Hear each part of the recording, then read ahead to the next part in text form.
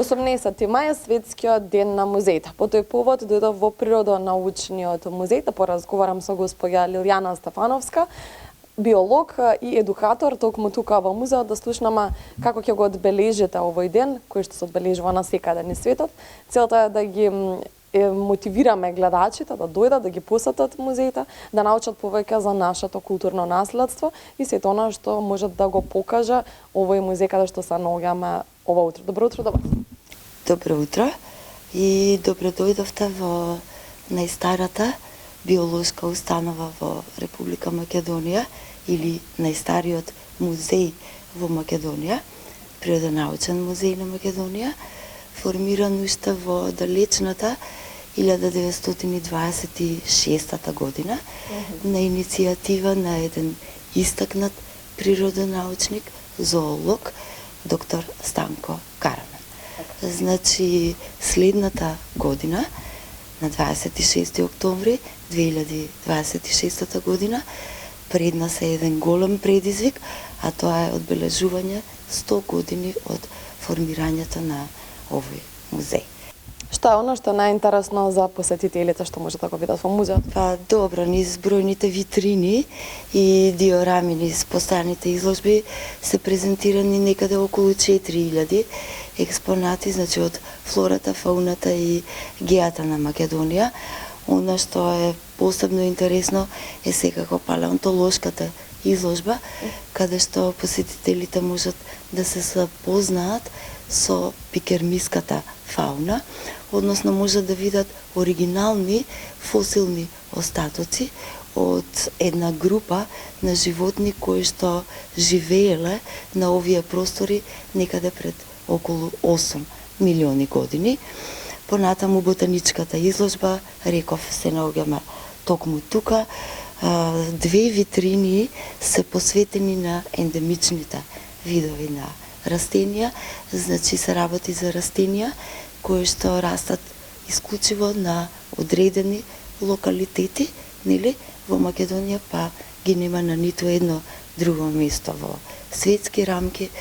Понатаму Македонија се одликува со една исклучителна ентомофауна, значи кога станува збор за разнообразието кај инсектите, бројката на досега регистрирани инсекти во Македонија надминува повеќе од 6000 видови, па во нашата ентомолошка изложба можат да видат еден голем дел од инсектите во Македонија. Конкретно можат да ја видат една од најубавите пеперутки кај нас, тоа е Аполоновата пеперутка, понатаму една од најголемите пеперутки, големиот нокен пауновец. Од групата на вертебратните животни практично можат да ги видат сите видови на риби кои ги имаме во нашите реки и езера.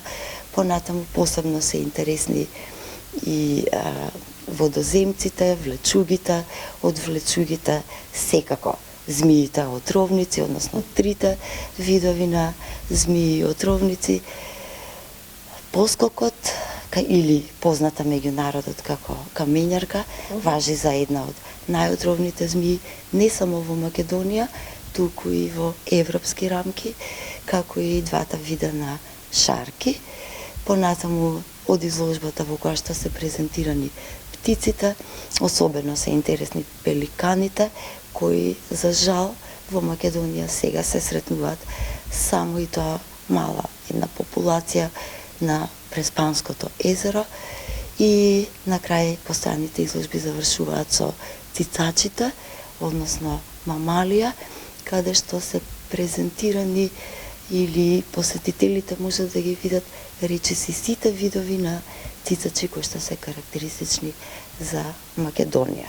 Посебно интересни или како најинтересни ќе ги издвојам групата на зверови, па тука можат да го видат секако балканскиот рис, кафејавата мечка, понатаму лисицата, волкот, јазовецот, најмалиот звер, тоа е ласицата или позната уште како невестолка. Можат многу да видат посетителите. Како си? Витрините за тука, имате повеќе простори, ги набројавте веќе оние практично собе простори каде што може да ги видат сите овие работи кои што вие ги кажавте, но исто така често ви доаѓаат и децата. Имате една соработка, да не ги заборавиме, каде што има преубава изложба веднаш внатре всушност во музеот.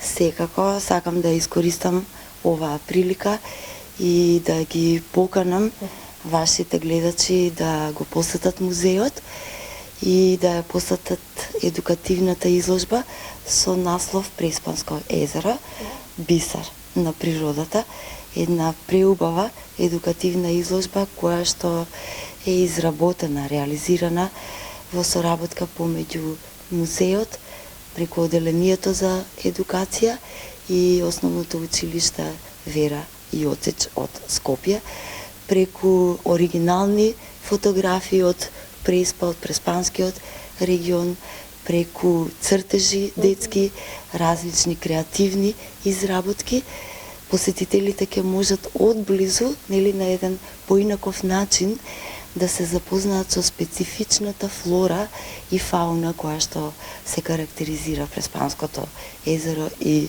регионот.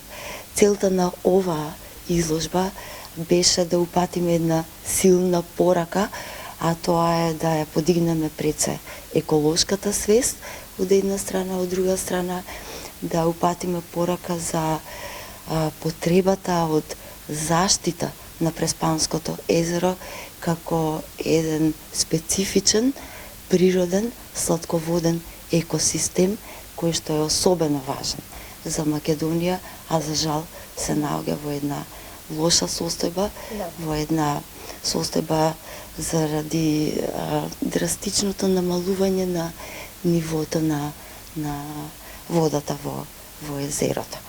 Јас се благодарам за одвоеното време, се сама доволна. Во овие неколку минути време дадовме внимание на Природонаучниот музеј. Јас ќе ги поканам гледачите на 18 мај. Рековме исто и во најавата дека влезот ќе биде бесплатен. Ова е одлична можност заедно со вашите деца, бидејќи рековме многу е важна музејската едукација, да им ја пренесеме на децата, да го посетите Природонаучниот музеј, но и другите музеи кои ги имаме низ нашата држава. Вам ви благодарам за одвоеното време. Благодарам и на вас.